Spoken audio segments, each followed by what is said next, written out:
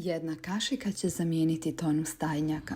Posipam ga po cijeloj bašti, onda samo imam vremena za berbu.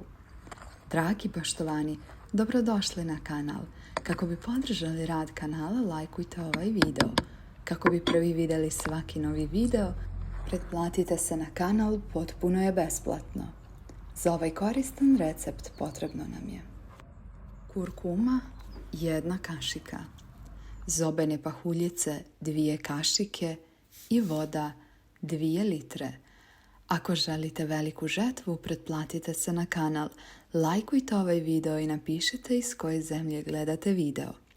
Sve sastojke sjedinite u jednu posudu, dobro izmiješajte i ostavite 2 sata da odstoji. Razrijedite u 1 litru vode za ukupno 3 litre rastvora. Razrijedite 1 čašu u 10 litara vode i ovim zalijte i prskajte zemlju. I pogledajte još korisnih videa na kanalu.